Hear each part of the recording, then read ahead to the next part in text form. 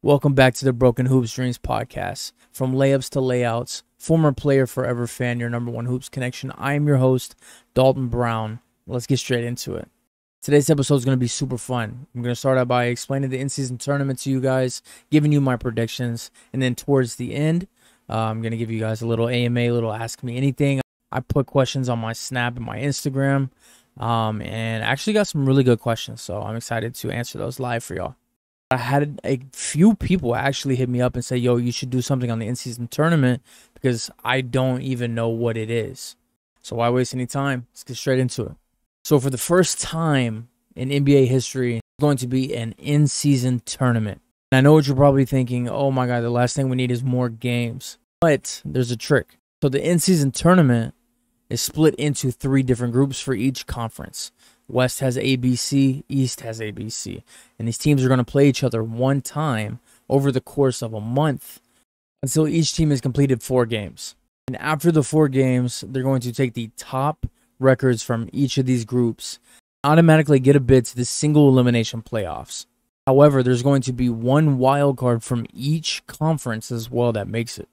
So there's going to be 8 total teams. It's a single elimination in each game, including the first 3 rounds of the playoffs. The first round, the quarterfinals, semifinals are all going to go towards the regular season record. The only game that will not impact a record win or loss will be the final game, the championship game. I hope that makes sense. Each team plays their group once, 4 total seeding games. The top teams get put into a tournament, single elimination tournament. Each player on the winning team will get $1 million in rewards, I do believe. And then it's just regular season hoops from then on out. So I hope that makes sense and you're on board now. Now let's get into my predictions. So in West Group A, we have the Grizzlies, Suns, Lakers, Jazz, and Trailblazers. My pick to make it out of this group is going to be the Phoenix Suns. And I won't get into a whole deep dive for every single group. I just think the Suns have the best chance here. The Grizzlies are looking terrible. They haven't won yet this season. I think they're 0-6 at the time I'm recording this. And they really don't have a chance to make it out of this group. The only team that I do see having a chance are the Lakers, but we'll get into that. West Group B consists of the Nuggets, Clippers, Pellies, Mavs, and Rockets. Now, this is a really tough group. I think the Nuggets, Clippers, and the Mavs all have a chance at either winning the group or winning the wild card. But I got to give it to the Nuggets. Jokic literally looks like the best player in the league by arm length, arm, neck, head, chest length. Like, he looks like the MVP besides Tatum. West Group C consists of Sacramento Kings, Golden State Warriors, Timberwolves, Thunder, and Spurs. My pick to make it out of this group are the Sacramento Kings. The wild card that I have coming out of the Western Conference are the Oklahoma City Thunder. The only team that I have next to them, to be honest, are the Los Angeles Lakers. But let's head on over to the East. East Group A consists of the Sixers, Cavs, Hawks, Pacers, and Pistons. Now, at the time I'm recording this, the Pacers are 1-0. So it kind of sways my prediction a little bit. But I have the Pacers winning this group. Tyrese Halliburton is a certified all-star. It looks like a perennial superstar at the moment, averaging over 20 and 10. He's a walking double-double, a walking bucket, an elite playmaker already. Yes, I said it. And I just believe in the Pacers. They're playing in a very well-gelled form currently, and they're really exciting to watch. In East Group B, we got the Bucks, Knicks, Heat, Wizards, and Hornets. Clearly, I got the Bucks coming out of this one. I mean, the only competition they have are the Heat. I think the Bucks and the Heat will go 4-0 and 3-1. Whoever's 4-0, 3-1, you can change them, but I have the Bucks personally going 4-0, winning Group B. But we'll be back. We'll be back in this group. Group C consists of my Boston Celtics, Brooklyn Nets, Toronto Raptors, Chicago Bulls, Orlando Magic. I have the Celtics by far in this group. I mean, Celtics are just playing at an unreal level currently. I mean, the offense is clicking. The defense is... You got the best front court in the NBA with Jrue Holiday and Derek White. The best defensive, my fault. And I think that the defense is the identity of this team, but they also have all 5 starters that are capable of giving you 20 and 2 of them giving you 30 on any night they want. And now the Eastern wild card, I think, is going to go to the Miami Heat. And that's just simply because of the teams in the group. I think they go 3-1. And honestly, I just don't really see anyone beating them other than the Bucks in that group. That's my regular season predictions for the in-season tournament. I think it's going to be the Celtics versus the Suns in the finals. And obviously, my Celtics will take it home. Jason Tatum MVP. That's that on that. So now, for the Ask Me Anything, like I said, I posted on my Instagram and Snapchat. Please give me questions to answer on my pod, because I wanted to do like not an introductory, but like a get to know me kind of, because if you're going to listen to the podcast, you need to know who is talking. You know what I mean? You're going to need to know who is talking to you, you know, why you should listen really, and just anything relatable. You know what I mean? Like, you want to be able to relate to the person that you're listening to. And like I said, most people that I'm talking to now are people that know me. But if you don't know me, here's your chance to get to know me. I got some fun questions. I got some deep diving questions. So let's just get straight into it. The first question I got was from my boy Leo. Shout out to you, bro. You gave me some amazing questions. I appreciate that a lot. If you're watching this, salute, bro. I had to block out your name though, because your snap gives away your location. So that's why I blocked it out. He says, do you think Wemby is a threat to the game? Should other teams be more concerned about trying to figure out how to stop him? That's the first part. Do I think Wemby is a threat to the game? I think Wemby is a threat to the league. I think Wemby is something that we've never seen, and we will probably never see again. We're talking about everybody knows he's 7'5", 7'6", 7'4", wherever you want to put him. To be able to move like that, to be able to dribble like that, shoot like that, defend obviously at that height, at that level, that consistency that we've seen so far during the season. I think Victor is going to be not only a generational player, that's not even a hot take. Everybody knows that. I'm pretty sure everybody feels that way. But I think Victor Wembanyama, if given the right pieces under Greg Popovich, we may see another 3-peat in our lives. Just depends who's still there. You know what I mean? Obviously, the cast now is not going to maybe secure a top playoff spot. But if they make one more trade, I think they're one like legit piece away from being a lock in the playoffs. The way that they're playing now, I think that Wembanyama is already putting them in a spot to contend. Not contend for a championship, but contend for a playoff spot. I mean, we just saw him drop 38, bro. What he's doing is unreal. Nobody in league history has seen another player on the opposing team dunk and then sit there in awe and react the way that some players have been doing this season. But I genuinely think Wembanyama is a threat to the game, is a threat to every single other franchise, and it may be rigged. That's all I'm saying. Who knows? His second question was, who's one player that you wish you would have seen in their prime IRL? This is a great question, bro. I'll start it off by saying the best player I've seen in their prime IRL is Kyrie Irving. Whenever the Celtics played the Grizzlies, you can argue if Kyrie was in his prime or not, but Kyrie is Kyrie, bro. Let's be real. Other player I saw in his prime was Isaiah Thomas. He actually signed my jersey. I think I said this in the first episode. He dropped 44 points in the overtime win against the Grizzlies. It was the only jersey he signed that day, but undoubtedly in his prime. That was the season that he dropped 28.9 points per game, finished top 5 in the MVP race. I think it was 3, actually. One player I wish I saw in their prime is probably Paul Pierce. We're keeping it Celtics base. I'll give you a Celtics answer, a non-Celtics answer, and a fantasy answer. Celtics answer is Paul Pierce. I mean, if I could watch him play, you know what I mean, whenever I was 8, 9 years old, in his prime, that would have been amazing, obviously. I got his jersey. It's It's not hung up. Let me get this off the screen. There we go. I got his jersey. It's not hung up. But yeah, the Celtic answer would be Paul Pierce. The non-Celtics answer would be LeBron, man. Like, I feel like why you have to go and see the greatest of all time, or at least the greatest of my generation. Actually, I'm standing on business. The greatest of all time is LeBron James. If I could have gone and saw LeBron James prime Miami Heat 12, 13, 14, back 16 Cavs, LeBron in person, I wish I would have, bro. Oh, I wish I would have. LeBron James would be the answer. Fantasy answer, Wilt Chamberlain, bro.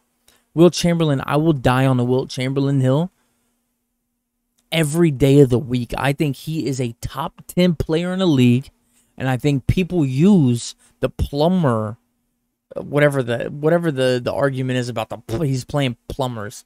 Bro, he played with Elgin Baylor, Jerry West. These are some of the greats. He played against Bill Russell, played against Havlicek. You know what I mean? Like, he played against legit people, legit 7-footers as well, bro. He didn't play no undersized people. Yeah, man. Thank you for those questions. I think you got another one coming up too, but those would be the players. Next one I got is from my guy Luke. We go way back, elementary days. He asked me, do you think Mariah Mills helped Zion this offseason or hurt him? We haven't heard Zion speak about it. We have seen Zion play basketball. You could make an argument that what happened and what transpired this summer has hurt Zion. He doesn't look like himself. He definitely is not playing up to people's standards and expectations, especially after missing a lot of time. You can make the argument that he is playing differently because of it. I wouldn't double down, my money on saying that it hurt him, but it definitely impacted him in some way. But I think Adam Silver, sent them black SUVs to her. She has been super quiet. She's been hush mode since the season started. I think he rolled up with them black SUVs, told her relax a little bit. But hopefully Zion gets back, man. It's sad for, the whole world to have these expectations about you and then you don't perform. I just hope we go back to pre-injury Zion where, he was 360 windmilling. The whole, arena was just holding their breath every time he had the ball. Like, we want that Zion back. Thank you for the question. Next is from my boy Cam, my boy Flavors. He said, I'm just wondering how you feel about Westbrook. Random ass question I thought of. How do I feel about Westbrook? This is a guy that has a UCLA Russell Westbrook jersey, right? From the years of 2014 to 2016, I was a ride or die for Russell Westbrook. I love Russ. I love what he stands for. I love his energy. I love everything that he is made of on and off the court. My current thoughts on him now. Touched on it a little bit in the last video about Harden. I don't know if LA is the best system fit for him. We'll see in the next games. I know Harden just lost his debut. He was, I believe, 4-0 was the stat, or 3-0, 3 or 4-0, in his first game, in his debut game after a trade. And he just lost the first game pretty badly as a Clipper. But we'll see how James Harden and his impact affects Russ. I know that off the court and in the locker room, Russ is going to be the same guy. But we'll see his impact, how it differentiates with Harden on the team. I still love Russ, bro. I really think he's still obviously not a top 15 player like he used to be. But I still think he is a valuable point guard who has games and games and games of experience more than your average point guard.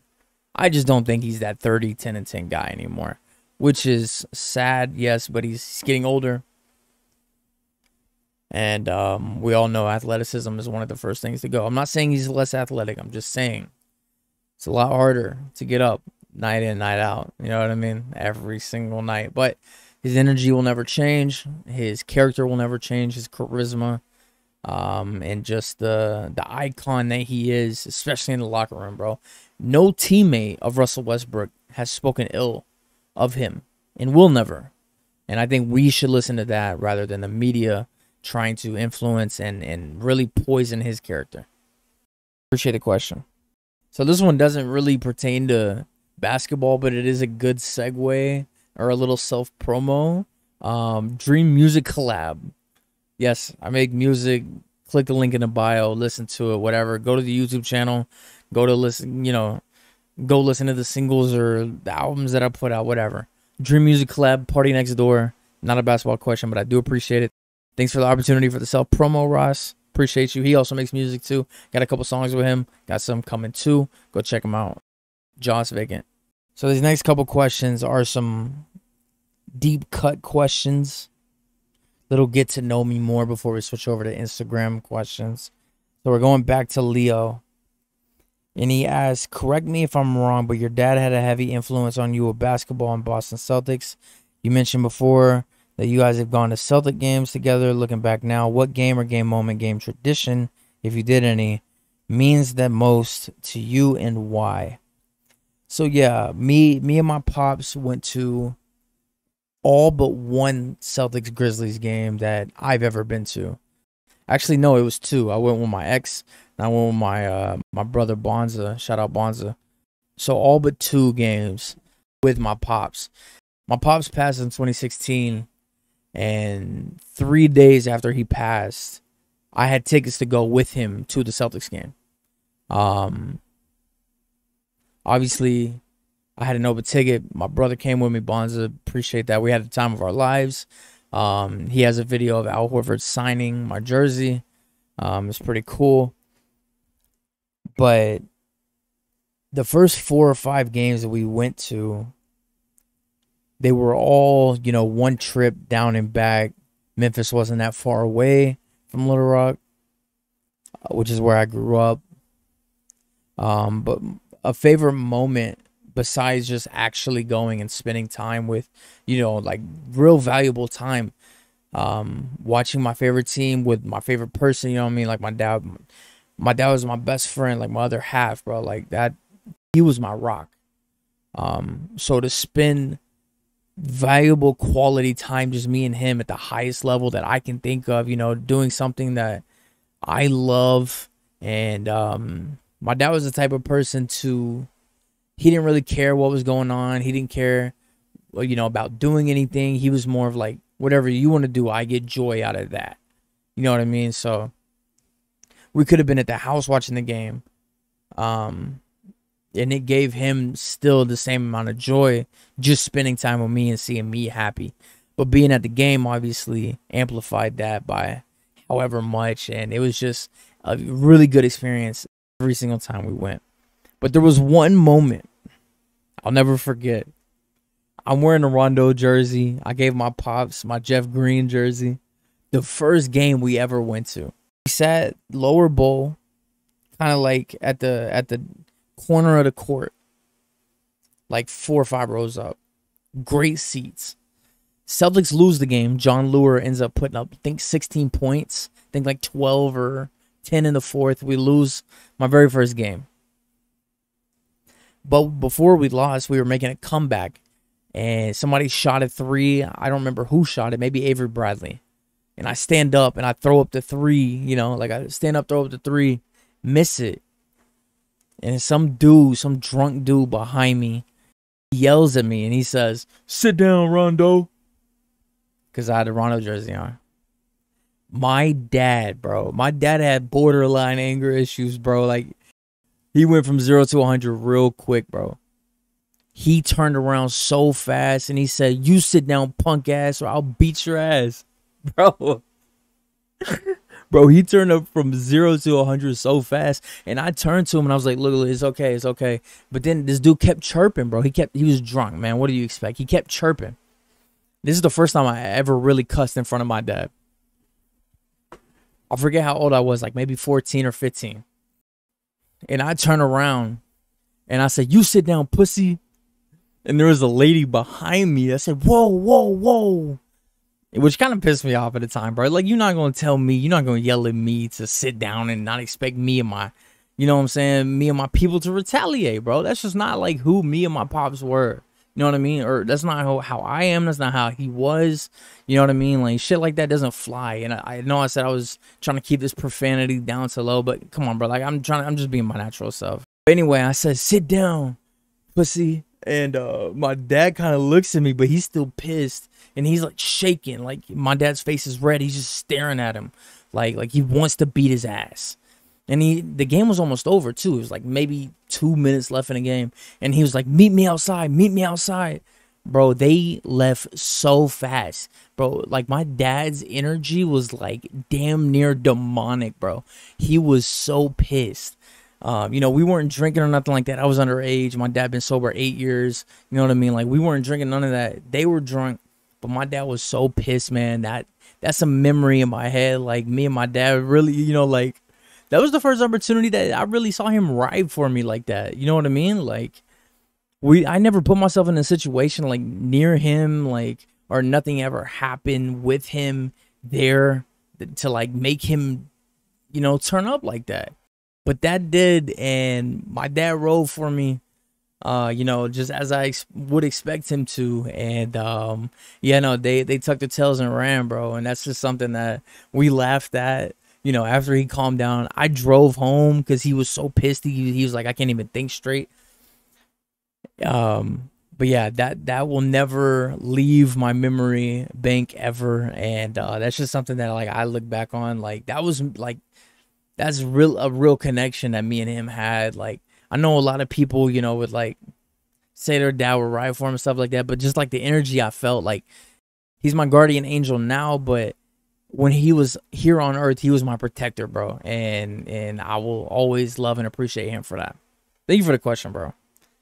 And now the last question on Snap comes from Justice, and she asked me a special moment you had with your dad watching basketball. So this is more so, I guess that kind of pertains to what I just answered, but I'll give you a different. I got it. So we're going to throw it way back. My dad played football through high school. He was linebacker. Football was really his identity. He's a Vikings fan, obviously Arkansas Razorback fan, diehard Arkansas Razorback fan. Like, called every single day to the Arkansas sports radio station, you know, talking sports, catching up with it every single day, updating it on his iPad and everything.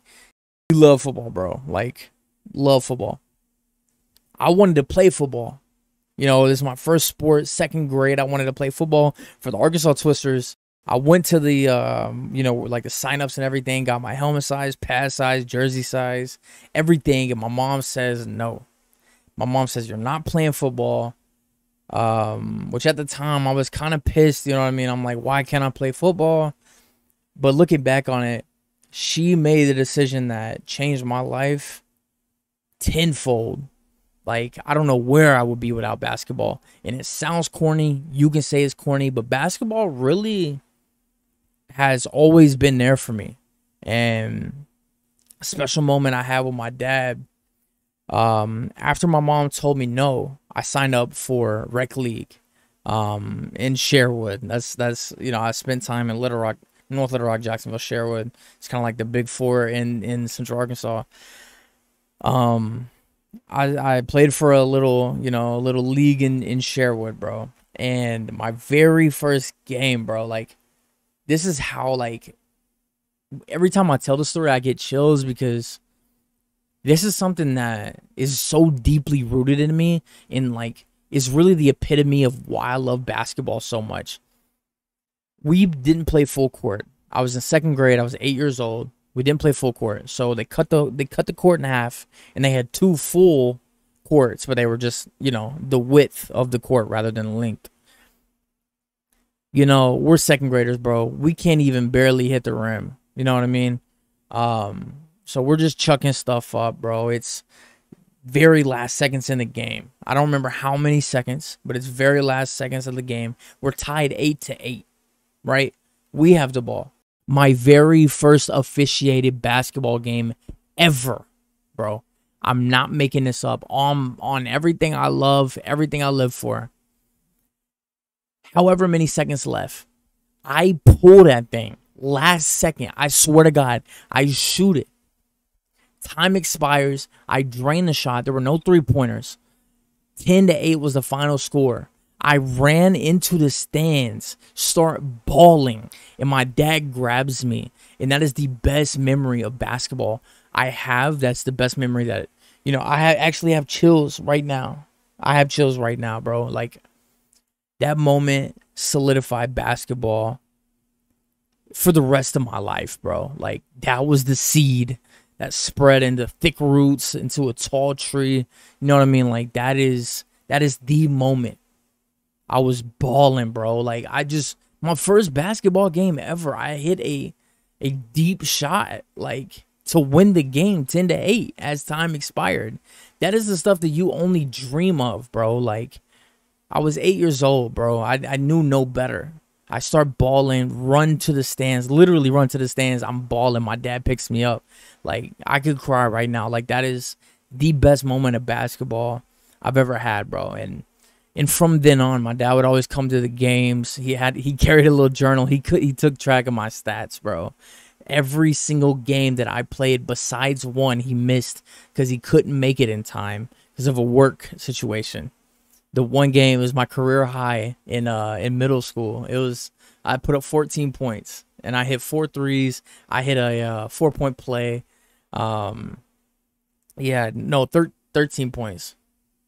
Or was it 16? I don't remember. Anywhere 13 to 16, my career high. He missed it. He did make it after halftime, but by that time I had already made like 3 threes and he saw me make one. But we were playing Rose City. Lakewood was playing Rose City that night. Shout out to all my guys on the Lakewood team that may have remembered that. But yeah, man, that's my favorite moment.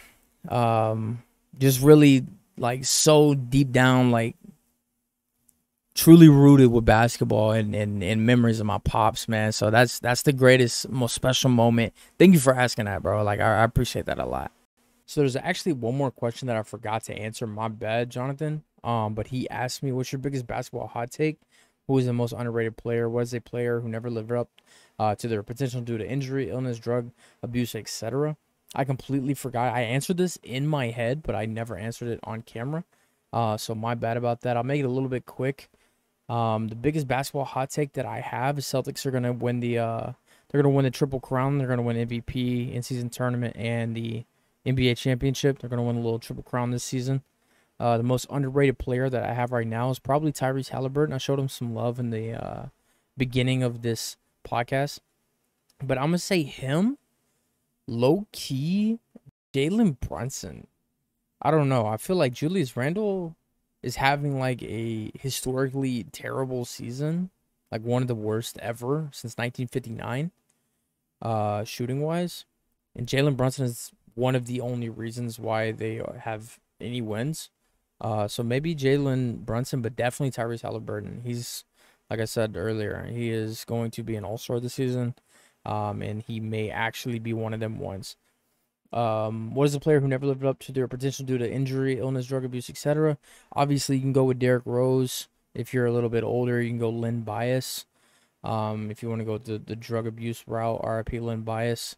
But my pick's actually going to be Tyreke Evans. Tyreke Evans, rookie of the year in sack. One of my favorite players to ever play the game. Got suspended for 2 seasons, and that's basically all she wrote. I know he's eyeing a comeback. As his suspension is now, over. But I would say Tyreke Evans solely because I'm a huge Tyreke Evans stan, and it's sad that he was suspended. And he really was going to be one of them ones. Yeah, man, thank you for your question. So moving on from Snapchat, we got some questions on Instagram. Emily asked me, she said, fittest NBA player. Now, look, I'm straight. I don't have, any ill will towards people that aren't straight. You do you, bro. It's not going to affect me. But I don't really find dudes attractive. However, I can appreciate when a guy is attractive. You know what I mean? Like, I can notice it.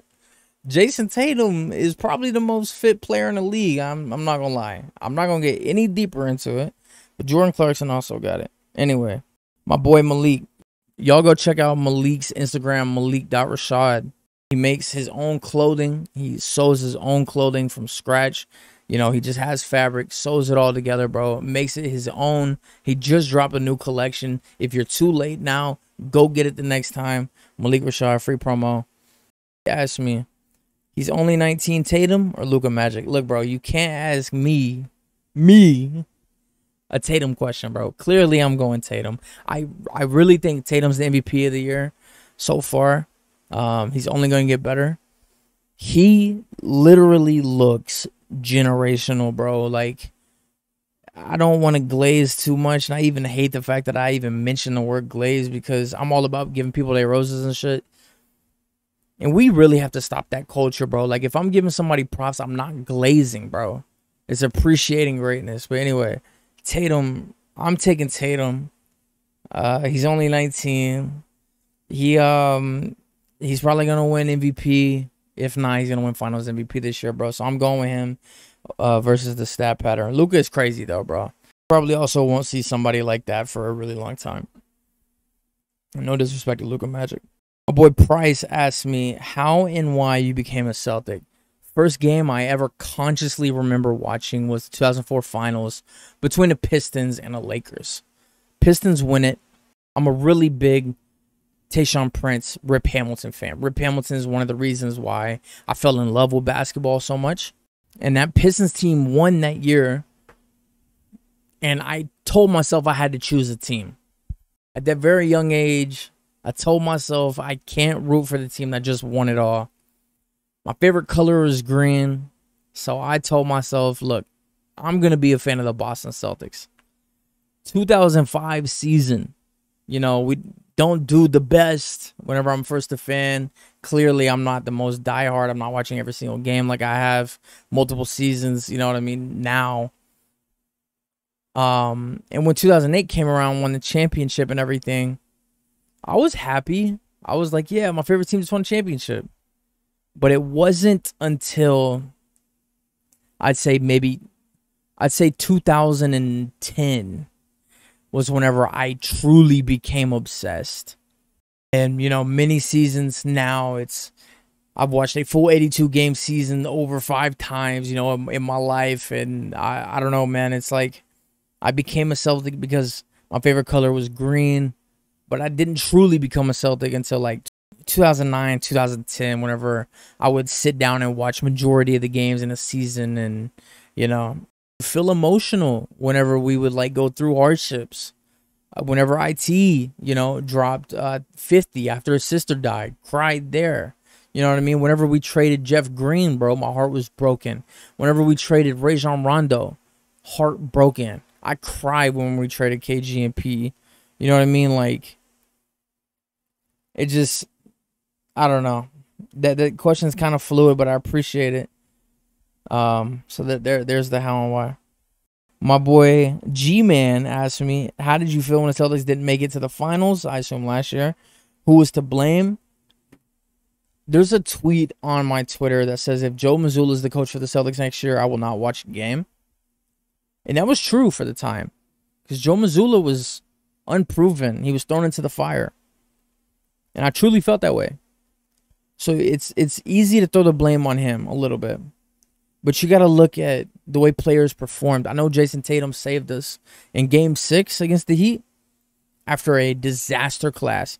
Final 2 to 3 minutes when he couldn't miss a shot, I genuinely cried. And that's when Derek White hit the tip in, forced the Game 7, lost the Game 7, wasn't ever close really, but I blame everybody. Everybody's to blame, bro. You know what I mean? It's another season. It's a season coming off a finals run, and you come up 1 game short, go down 0-3. Could have been the first team ever to come back from 0-3. Force the Game 7, lose. Everybody's to blame. I don't think there's one person that you can pin everything on. And lastly, my boy @JesusHype asked me some of your favorite iconic NBA picks of all time. There are a few. on my phone. This is already a 40-minute episode, so 40-ish minutes. So I'll show you the pick, give you a quick little rundown, why it's some of my favorite, and then we can move on from there. We'll start with an easy one. Me and JB. This is whenever I was with my ex. We went to a game. We had an amazing time, and we just got done eating on Bill Street. And I walk around, and I just see JB walking. And I was like, that's Jaylen Brown. So I walk up to him. He just got done taking a picture with somebody. I asked him, I'm like, hey, bro, huge fan. Like, he's my favorite player in the league now. Like, he has been for the past 3 years. Jaylen Brown is my favorite player. So I asked him, I was like, yo, bro, can we take a pic? And he had a photographer with him. And the photographer, I think his name was Alex.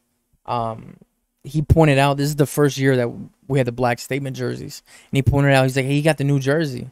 I didn't have it in JB's number name. You know, I had it in Kyrie's. But he pointed it out, dabbed me up, said, I like the jersey. I was like, appreciate it, bro. Big fan. Didn't ask him to sign it or nothing like that. But that's one of my favorite iconic NBA photos. But we'll move on. This next one, KG sitting in a parking lot of Flip Saunders.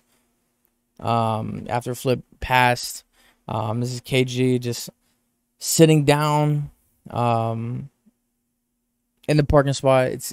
You're gonna notice a trend. Some of these are pretty emotional, but this one just spoke to me, bro. I love this. I love KG, and obviously RIP Flip as well. So yeah. This one's also hella emotional. It's Jamal Murray in the bubble. He just dropped 50. This is the best playoff series I remember ever watching. Nuggets against the Jazz. Donovan Mitchell versus Jamal Murray. Two superstars at the time, putting up, you know, one of the greatest series in NBA history. And this is him after a win, 50 points. This is in the midst of everything. And he coming off of a super emotional and, you know, motivational, like just truly heartfelt post-game speech as well about racial injustice and stuff. So if you haven't seen the interview, go look at it. If you haven't seen the highlights of this game, go watch them. 50 points by Jamal. It's a moment of him by himself just taking everything in. And I believe this was to force Game 7. This is Game 6 to force Game 7, put up 50. Next is Will Chamberlain and Bill Russell, bro. This is just iconic to me. Two of the greatest, most underrated whenever it comes to top 10 lists to ever play the game, bro. These are two legends, two absolute icons of basketball. RIP Bill Russell, you know what I mean? RIP Will. But these are two guys, man. They're iconic, and I'll flip it over to this one too because I got them both. They're older here, but just you know, just the story behind these images. You can see Havlicek in the back, RIP. You can just sense the greatness in these images, man, and it's just, I don't know, I love it, bro. I love it. It's so iconic to me, and I just love it. And lastly, we're gonna go over the Father's Day Michael Jordan championship game that they won. They won a championship on Father's Day. Obviously, Michael had just lost his father. He was murdered, sadly. And these are him afterwards in the locker room with the game ball on the ground, helpless. It's just an oxymoron for me. It's you win at the highest level of the sport that you have a career in, and on the other hand, you lose your father, your number one like fan in you, and it's beautiful, but it's heartbreaking, and that's why I love it. I'm an emotional guy. Anything that kind of relates to me, I'm not saying I'm like MJ, but like, you know what I'm saying? I lost my dad, and I got through it with basketball. I didn't win a championship. You know what I mean? I played intramural, you know what I mean, in college whenever I lost my pops, and just watching basketball and getting truly obsessed with it over again. It's beautiful to me, man. And yeah, that's why I love that picture so much. But all right, man. that's it. I didn't intend for this episode to be this long, but the second episode in the books, man. Broken Hoops Dream Podcast. Appreciate you guys watching this, bro. If you like these types of videos, man, let me know in the comments or hit me up, bro. I'm always available and I'm around to talk. So hit me up, man. Thank you guys for listening so much. We did a little bit of in-season tournament summary and predictions and Ask Me Anything. It was a super fun and personal episode, man. We're gonna get back to it probably around 2 weeks. I think I'm on a 2-week schedule, like I said. It feels very comfortable, it feels very obtainable, and I hold myself to it. So appreciate you guys listening so much, man. I'm Daulton again, and yeah, man, thank you so much for listening. I'll catch you in the next episode. Peace.